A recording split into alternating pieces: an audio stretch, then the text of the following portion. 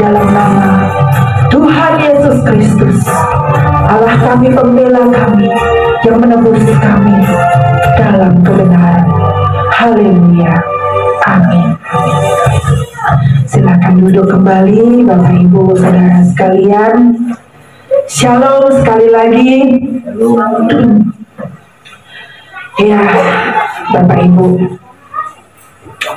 terima kasih tadi kepada Yohana yang sudah memimpin pujian dengan suara yang seraya. Yuk, kenapa batuk ya? Puji Tuhan. Tapi percayalah yuk, Tuhan memperhatikan, Tuhan menghitungnya itu sebagai pelayanan dari segenap hatimu.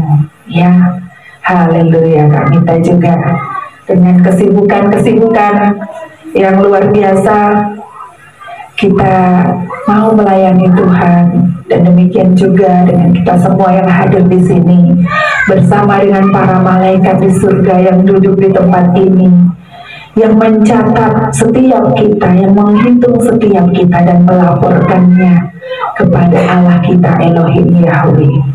Haleluya. Berbahagialah kita yang diberi kesempatan untuk melayani Tuhan bagaimanapun keadaannya. Bapak Ibu, mari kita membuka Alkitab kita belajar firman Tuhan dari 1 Petrus pasal yang pertama. 1 Petrus pasal yang pertama ayat 23 sampai dengan 25. Berbahagialah kita yang mendengar firman Tuhan dan kita melakukannya di dalam kehidupan kita setiap hari. 1 Petrus pasal yang pertama ayat 23 dan sampai dengan yang ke-25. Saya akan membaca ayat ke-23, Bapak Ibu 24, 25 kita akan baca bersama-sama. Demikian firman Tuhan. Karena kamu telah dilahirkan kembali, bukan dari benih yang fana, tetapi dari benih yang tidak fana, oleh firman Allah yang hidup dan yang kekal. Sebab semua yang hidup adalah seperti rumput, dan segala kemudaannya seperti bunga rumput, untuk menjadi kering dan bunga hidup. Bersama-sama 2-3 ya. Tetapi firman Tuhan tetap untuk selama-lamanya. Inilah firman yang disampaikan Injil kepada kamu. Haleluya. Mulialah nama Tuhan, termulialah nama Allah Bapa kita Elohim Yahweh. Saudaraku yang dikasihi Tuhan, kemarin saya berbelanja ke langganan kami di sana. Saya ceritanya mau pesan lontong, tempat biasa yang saya memesan lontong. Kemudian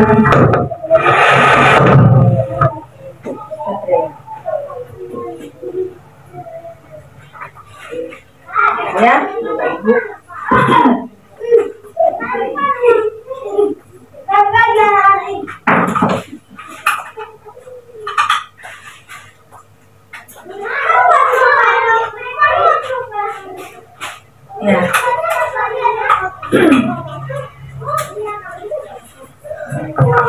Oke, terima kasih Kak Nadia. Ya, jadi ketika saya mau memesan lontong dengan PD-nya gitu kan, untungnya saya sama Ibu Fania masih singgah ke tempat warung sayur di situ. Jadi saya bilang, buka nggak ya tempat lontong itu? Mungkin nggak buka. Oh, lebaran ya, saya bilang. Bukan, karena masih duka cita, katanya. Loh, duka cita kenapa? Meninggal bapaknya. Bapaknya, saya bilang, bapaknya atau suaminya. Saya terkejut karena nggak ada berita apapun gitu kan, nggak ada kabar-kabar apa di media sosial juga. Saya pas memang belum sempat lihat, memang nggak ada. Padahal itu masih terhitungnya masih muda, dan minggu-minggu kemarin kami masih bercanda. Biasanya bapak ini memang yang melayani, mengorder kalau saya pesan lontong ke situ. Dan dia meninggal tiba-tiba. Tidak ada yang menyangka. Akhirnya jantung, begitu saja tiba-tiba.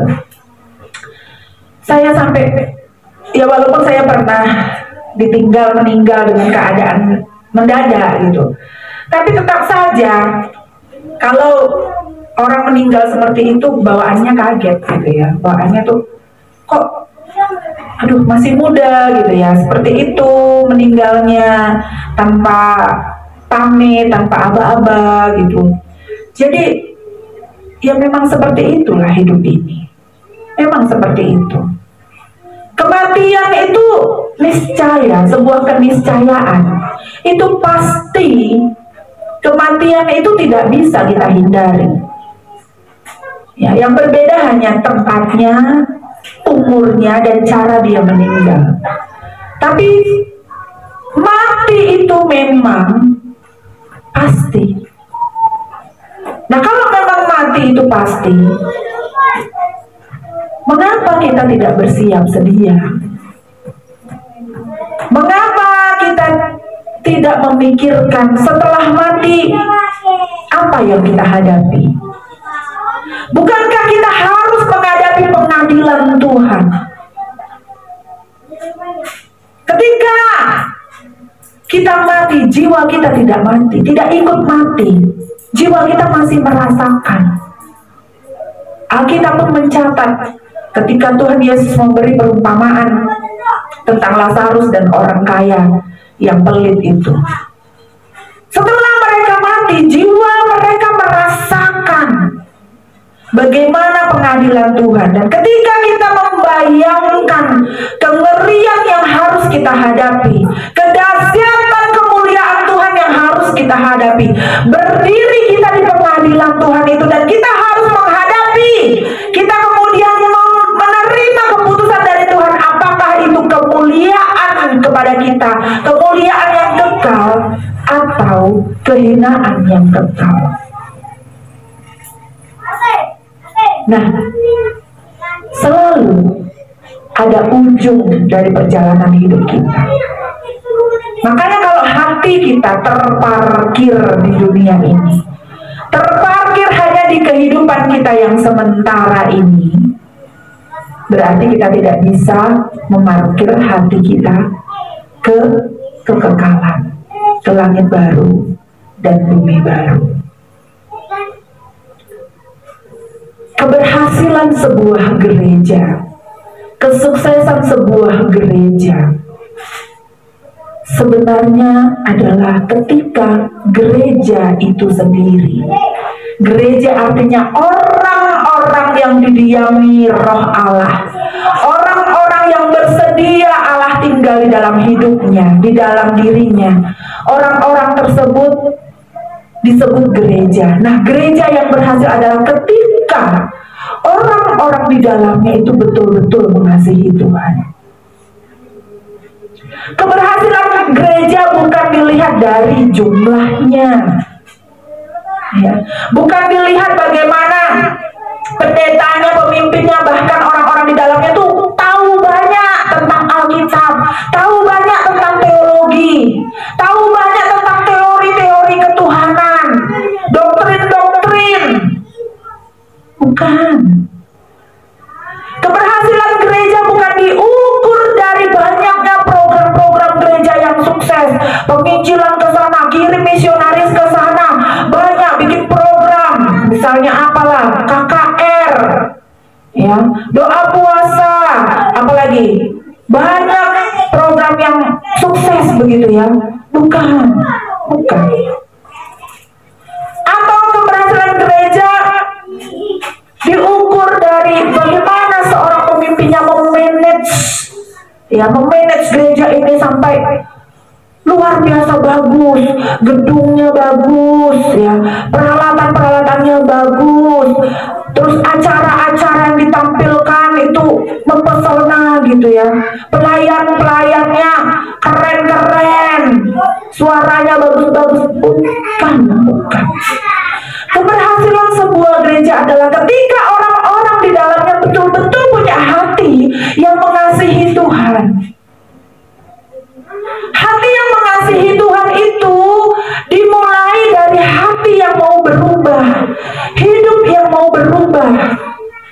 Kalau hatinya sudah dengar firman Tuhan, sudah dengar kebenaran, tetapi dia tidak respon dengan perubahan hidupnya, percuma. Gereja itu gereja yang gagal. Gereja yang gagal. Semalam saya cerita-cerita dengan Ibu Fania.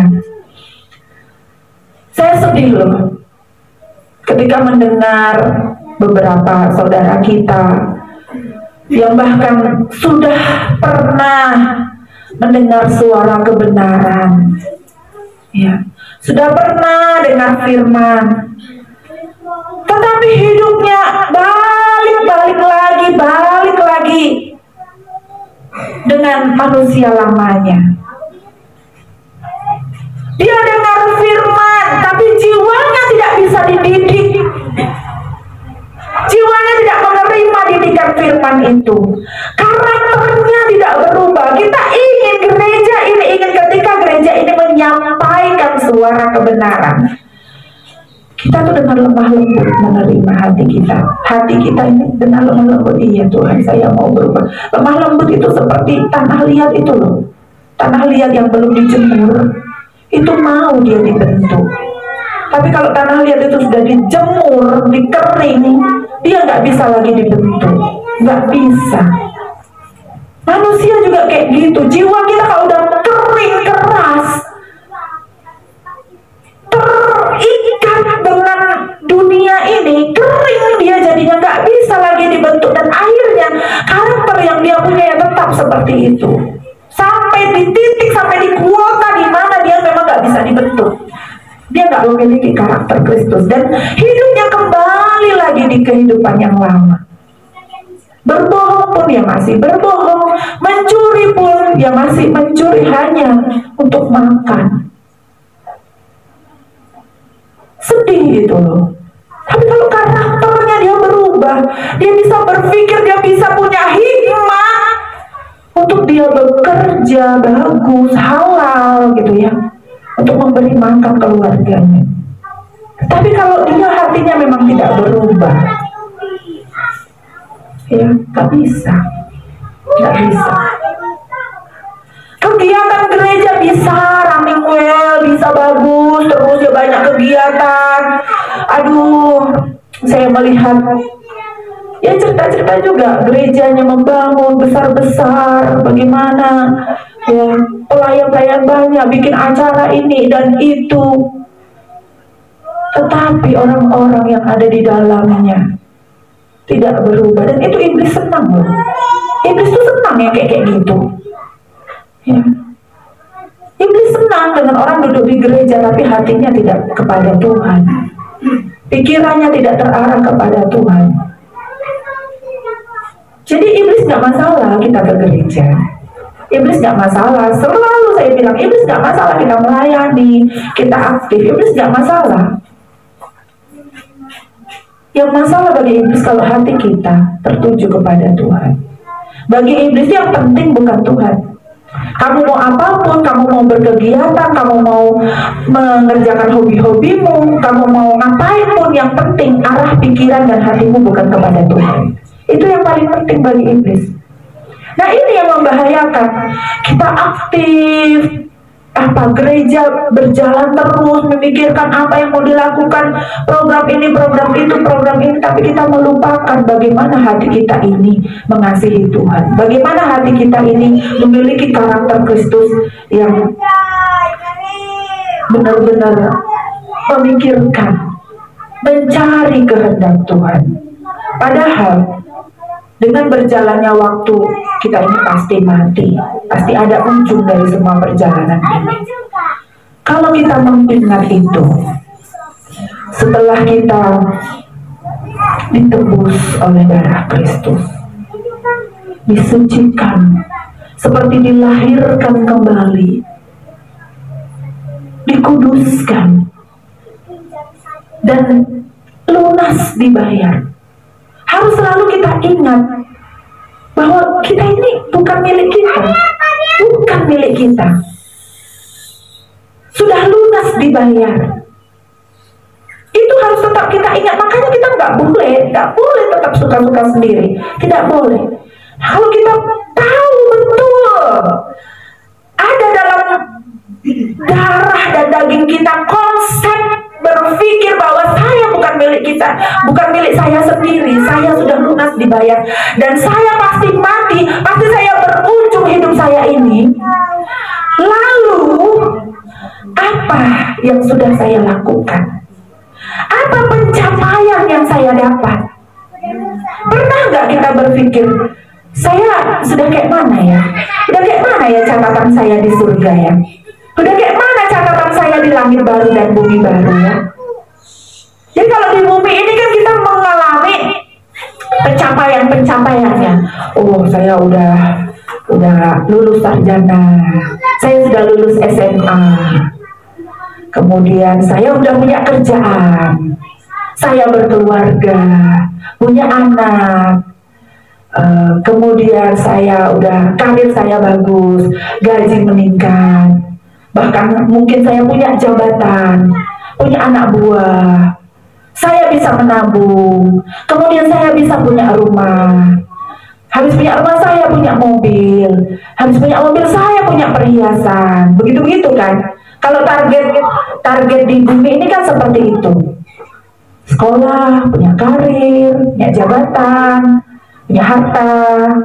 Itulah yang dikejar sewajarnya manusia di dunia. Pernah enggak kita ini berpikir bahwa harta saya di surga ini sudah seberapa? Harta saya di surga udah berapa? Kalau firman Tuhan berkata, di mana hartamu berada, di situ hatimu berada. Pernah nggak ngecek nih diri kita? Kita pikirkan apa? Oh, tanah saya yang di sana itu kayak mana lah ya? Kuolah jadi apa lah itu? Oh, kos-kosan yang aku bikin gini. Oh, rumah saya yang di sana kayak mana lah ya? Aku jualnya atau kayak mana ya? Kita selalu berpikir memparkir hati kita di dunia kan? Saya juga masih sering begitu. Oh, saya nanti mau punya ini, saya mau punya itu, saya mau kembangkan sekolah. Ya memang itu bagian dari pelayanan. Tetapi itu ada sedikit walaupun itu sepersekian persen. Saya ada enak ya kalau saya nanti punya sekolah, saya lebih terhormat, saya lebih keren, dipandang orang. Itu tuh ada loh, ada. Saya memparkir itu di situ. Kadang mau terlupa bahwa ya udah yang begini aja ini bisa berlalu gitu loh.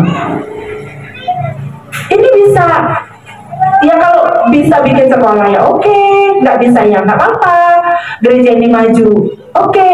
Gereja ini ya begini aja juga nggak apa-apa. Saya lupa memikirkan itu. Jadi saya ambisi pribadi saya ada. Saya pengen gereja besar gitu ya, pengen apa. Tapi Tuhan selalu ingatkan belakangan hari ini, gereja besar banyak jemaatnya duduk sampai berlimpah-limpah. Tapi kalau dia nggak berubah, itu menjadi gereja yang tidak berkenan di hadapan Tuhan, dan saya nggak mau itu.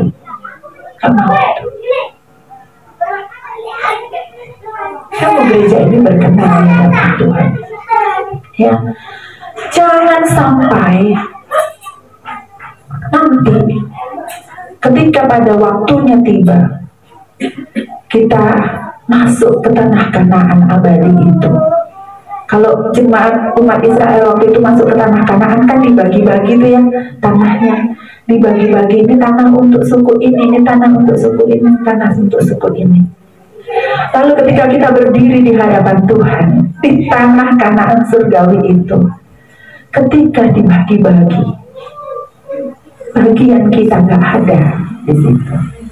Kita miskin di hadapan Tuhan. Kita miskin harta di surga itu mengerikan.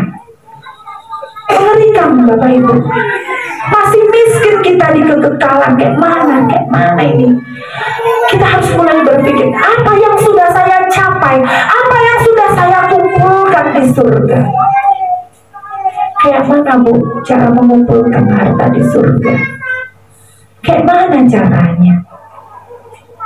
Yang pertama, jangan pikirkan diri sendiri. Jangan egois, jangan pikirkan kesenangan diri sendiri. Kita ini sudah dibayar lunas, kita milik Tuhan. Pikirkan kesenangannya Tuhan. Jangan asik mau cari kepuasan diri sendiri. Jangan cari itu. Dan ini sulit, pasti sulit. Karena bagaimanapun kita pengen nyaman ya Kak ya. Kita pengen tenang, kita pengen suka hati, kita pengen bahagia. Membahagiakan diri sendiri, keluarga sendiri, satu marga kita sendiri, jemaat sendiri. Sekali waktu kita perlu bilang sama diri kita sendiri, cukup. Jangan puaskan keinginan, cukup. Pernah nggak kita bilang cukup sama diri kita? Rasanya hampir gak pernah. Kita haus dan lapar akan kepuasan, kebahagiaan, kenyamanan, kenikmatan kita sendiri.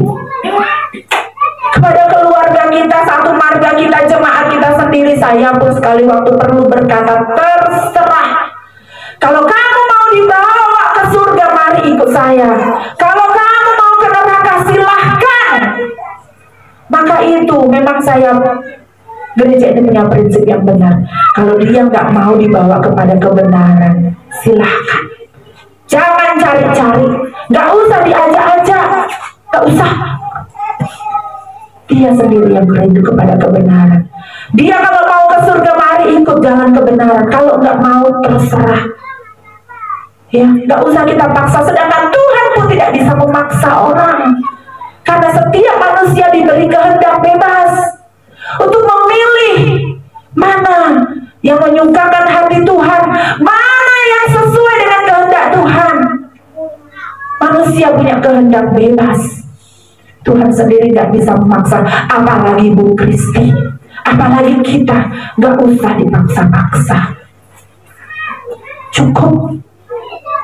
Mau ikut Tuhan, ayo. Tidak mau, silahkan. Bapak Ibu, kita nggak usah main-main lagi sekarang. Kita jangan main-main. Hidup tanpa Tuhan itu gagal. Gagal. Percuma kesuksesan kita bisa capai di dunia ini, tapi kita tidak punya kekayaan sedikit pun, tidak punya harta sedikit pun di surga. Percuma, sia-sia. Punya mobil bagus, punya rumah bagus, punya tanah hektaran, tapi itu semua akan ditinggalkan ketika ujung hidup kita ini sampai. Pikirkan itu. Ya. Tadi yang pertama, jangan pikirkan diri sendiri. Kalau kita mau punya harta di surga. Yang kedua, kesucian hidup mutlak itu nggak bisa enggak. Suci kudus benar hidup kita. Jangan main-main dengan ini. Di 1 Petrus pertama tadi, ya, ayat yang ke-14, jelas kata Tuhan. Hiduplah sebagai anak-anak yang taat. Jangan turuti hawa nafsumu yang menguasai kamu pada waktu kebodohanmu. Kalau kita menuruti diri sendiri dan hidup tidak benar, itu namanya bodoh. Benar-benar tidak berhikmat. Tetapi hendaklah kamu menjadi kudus, kata firman Tuhan. Ayat 15. Tetapi hendaklah kamu menjadi kudus dalam seluruh hidupmu. Seluruh, bukan setengahnya, bukan seperempatnya, bukan pada saat hanya di gereja, bukan pada saat hanya ketika kegiatan-kegiatan rohani dilakukan. Bukan. Tetapi dalam seluruh hidupmu, sama seperti Tuhan yang kudus, yang telah memanggil kamu. Sebab ada tertulis, jelas firman Tuhan, kuduslah kamu sebab aku kudus. Jelas jelas perintah itu, jelas. Jadi hidup kudus, hidup suci, hidup dalam kebenaran terang Tuhan. Kelihatan apa yang kita lakukan jelas semua. Tidak ada yang bisa menuduh kita. Kalau kita benar, kalau kita kudus, iblis tidak akan bisa menuduh kita. Gak akan. Kalau masa lalu kita tidak benar, kalau masa lalu kita tidak kudus, Tuhan sudah mengampuni melalui karya salibnya.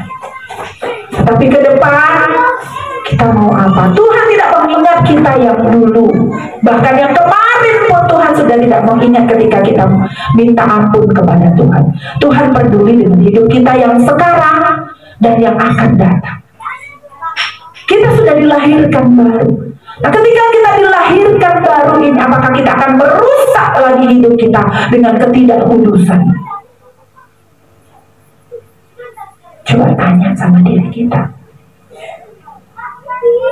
Gak bisa, enggak. Kita anak Tuhan, Tuhan itu kudus, berarti kita harus kudus. Roh Kudus pasti akan memberitahu kita kalau ada yang salah. Lama-lama Bapak Ibu Saudaraku yang terkasih dalam Tuhan, kalau kita berbuat yang itu melenceng dari yang Tuhan mau, lama-lama hati kita tuh peka. Kita nggak akan sejahtera, nggak nyaman kita. Aduh, kok tadi aku bohong ya?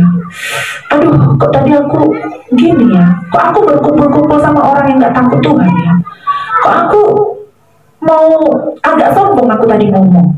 Kok aku tadi Kok aku tadi harus kayak gini, meliciki orang? Aku punya maksud jahat di balik obrolanku ini tadi. Kita pasti akan merasa itu. Peka hati kita ini. Peka lama-lama. Tapi memang kita harus berusaha terus sampai kita menemukan bahwa Tuhan itu berkenan kepada kita. Ya Bapak Ibu, itu yang kedua, kesucian. Yang pertama tadi, jangan mementingkan diri sendiri, jangan mau cari kepuasan diri sendiri, cari kepuasan kehendak Tuhan, cari perkenanan Tuhan. Itu yang pertama. Yang kedua, kesucian hidup itu kalau kita mau punya harta di surga, kalau kita mau dicatat oleh malaikat-malaikat Tuhan yang nantinya akan menjadi bagian kita di kerajaan surga. Yang ketiga, tentu kita tidak boleh serupa dengan dunia ini. Tidak boleh terpengaruh, terikat bahkan dengan dunia ini. Ya, tidak boleh.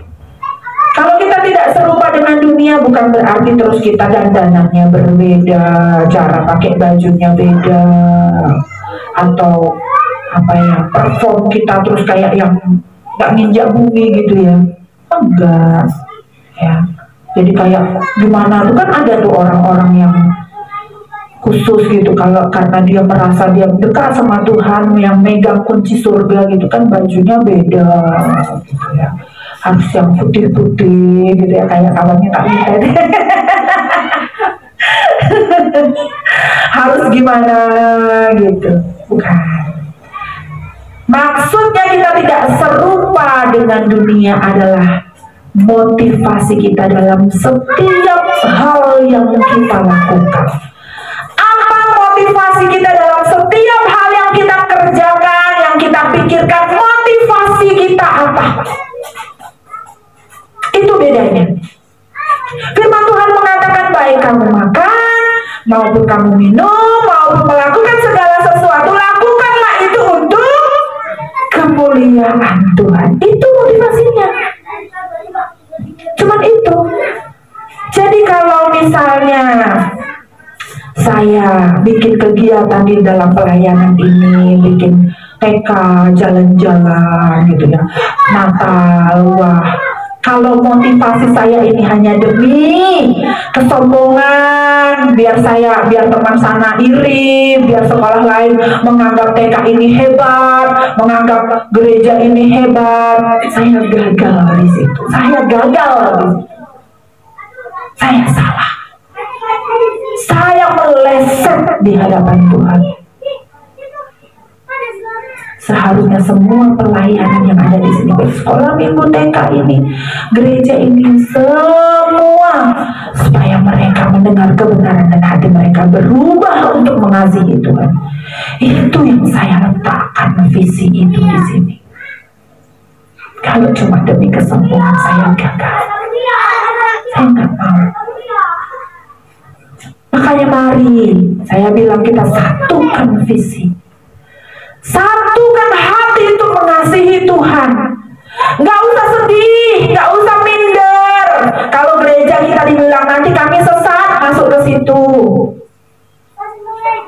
Gak usah takut, gereja kalian cuma berapa bijinya aja gak ada, ya kan? Tapi ingat seperti Bu Pani bilang, ada malaikat Tuhan di sini sedang mencatat, melihat di kedalaman hati kita bagaimana kita mengasihi Tuhan. Ayo kumpulkan harta di surga, sebab semua yang hidup itu seperti rumput. Kita di bumi ini seperti rumput, segala kemuliaannya seperti bunga rumput, sebentar saja ya, dan mereka akan gugur, kita juga akan gugur. Tetapi firman Tuhan itulah harta sejati kita, kekayaan kita, itulah yang kekal. Masa kita mau cari yang sementara, yang bakalan habis terbakar, habis dibikin Tuhan? Masa kita nggak mau cari yang kekal?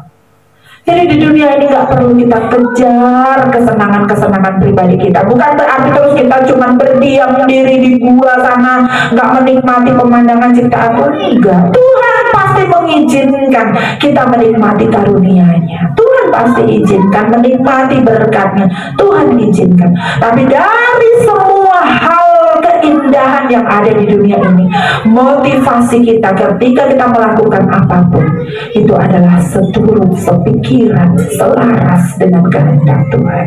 Cuma itu aja ya. Gak usah kita terikat dengan kesenangan hati kita. Jangan terikat dengan kesenangan dunia. Gak harus kok kita berteman dengan orang-orang yang tidak takut Tuhan. Tidak harus kita menyenangkan semua orang. Tidak harus ya. Tidak harus kita nggak enak hati kepada orang lain. Kenapa kita harus nggak enak hati kepada orang lain? Yang harus kita pikirkan adalah ketika kita tidak enak hati kepada Tuhan. Tuh nggak enak hati Tuhan, nggak bangun pagi. Nggak enak hati Tuhan, aku nggak gereja. Nggak enak hati Tuhan, aku nggak menyembah. Kenapa nggak begitu? Kenapa nggak seperti itu kita? Dimulai hari ini kita ingat hidup kita sebentar. Waktu yang disediakan Tuhan sebentar. Ambil itu menjadi kesempatan kita. Kalau di bumi kita mengumpulkan harta banyak, mengumpulkan kesenangan kita banyak. Ambil kesempatan yang diberikan Tuhan ini untuk mengumpulkan kekayaan kita di surga. Yaitu apa? Hidup benar, tidak pikirkan diri sendiri dan tidak terikat dengan kesenangan dunia. Apapun boleh terjadi, walaupun kita susah, itu pun akan berlalu. Walaupun kita senang, bahagia, itu pun akan berlalu. Ya. Makanya mutu gereja ini semua bisa dilewati. Tapi artinya apa? Bisa dilewati itu dengan bagaimana? Dengan benar, dengan sukses.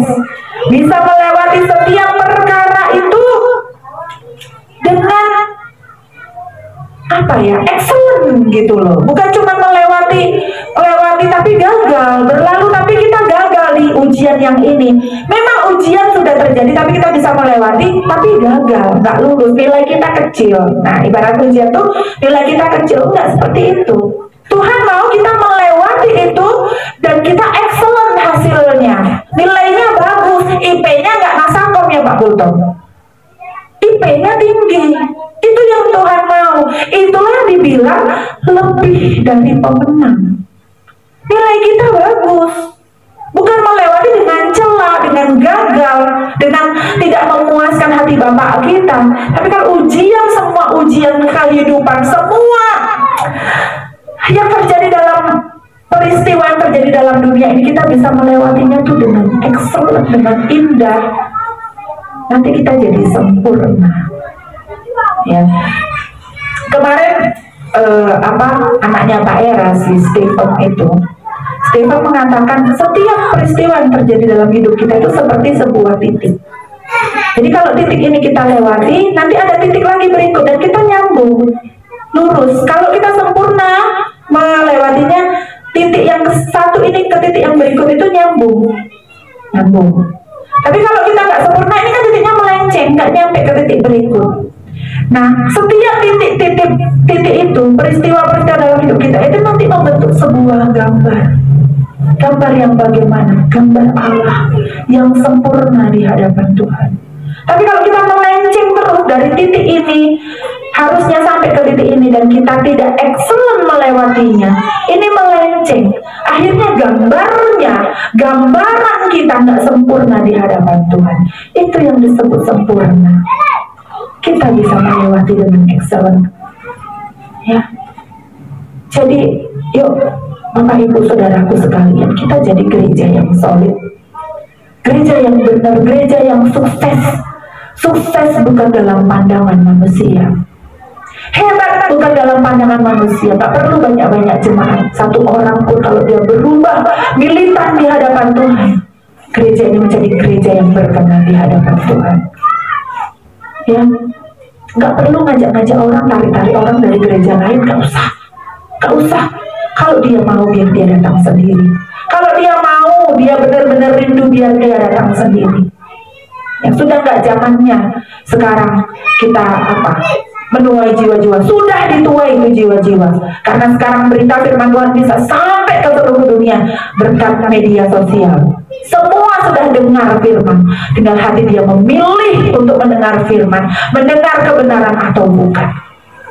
Sekarang saatnya penampilan. Kalaupun harus tinggal satu orang di gereja ini yang benar ditampi oleh Tuhan, yang benar-benar bernas isinya, yang benar-benar berisi dia, biarlah cuma satu. Ya, nggak ada masalah itu Pak. Jangan kecil hati. Malaikat Tuhan ada di sini mencatat kita semua. Amin ya. Mari bangkit berdiri, kita tutup ibadah kita dengan komitmen yang baru, dengan hati yang baru, bahwa tidak ada lagi ruang dalam hidup kita selain ruangannya Tuhan. Jangan beri ruangan yang lain selain untuk Tuhan. Ini ruanganmu ya Tuhan. Hati kami ruanganmu, hidup kami adalah ruanganmu. Kami tidak mau memberi ruangan kami kepada yang lain, apalagi kepada diri kami sendiri. Tuhan, inilah kami ya Bapa. Kami memperbaharui janji kami di hadapan-Mu. Mulai hari ini kami memilih Engkau. Walaupun susah, walaupun berat, dalam suka maupun dalam duka, kami memilih melayani perasaan-Mu ya Tuhan. Kami memilih-Mu Tuhan. Terima kasih. Terima kasih Tuhan. Terima kasih. Terpuji-pujilah nama-Mu. Sebentar kami akan melaksanakan ibadah sekolah minggu. Kami menyerahkan kepadamu ya Tuhan pelayanan anak-anak di tempat ini. Kiranya Tuhan mengurapi setiap kami, supaya kami membawa anak-anak-Mu dan kami semua hidup benar di hadapan Tuhan. Nyatakan firman-Mu Tuhan, taburi kami semua Tuhan. Biarlah ini menjadi benih-benih hidup yang kekal di hadapan Tuhan. Kami mau mengumpulkan harta kami di kekekalan. Kami mau hati kami ada di langit baru dan bumi baru. Kami mau hati kami hanya kepadamu ya Tuhan, Allah sumber kekayaan kami. Haleluya, haleluya, haleluya. Terima kasih Bapak. Biar Roh Kudus tetap menyertai kami, mengingatkan kami setiap waktu dalam apapun yang kami kerjakan. Mengingatkan kami terus Tuhan, untuk kami boleh berubah semakin mengasihi Tuhan. Terpujilah nama Tuhan. Diberkatilah setiap kami, diberkatilah setiap kami oleh kuasa Elohim Yahweh Allah kami, Allah semesta alam. Dan biarlah kami menerima damai sejahtera surgawi ini, dan menerima cinta kasih dari Tuhan kami Yesus Kristus, Raja kami yang sudah bersedia memberikan hidupnya bagi kami. Dan kami menerima urapan Roh Kudus memimpin kami hidup dalam kebenaran terang firman Tuhan, mulai dari sekarang sampai selama-lamanya, sampai kami berdiri di pengadilan Tuhan dan kami memperoleh bagian surgawi, bagian kekal itu untuk kami. Terpujilah nama Tuhan dan kami sambut berkat-Mu dalam nama Tuhan Yesus Kristus. Setiap kita yang berkomitmen mengasihi Tuhan, mari katakan bersama, amin. Ibadah kita selesai, Tuhan memberkati. Sampai bertemu. Kita ibadah Family Fellowship hari Kamis, hari Selasa kita tiadakan saja ya. Hari Kamis kita ibadah Family Fellowship.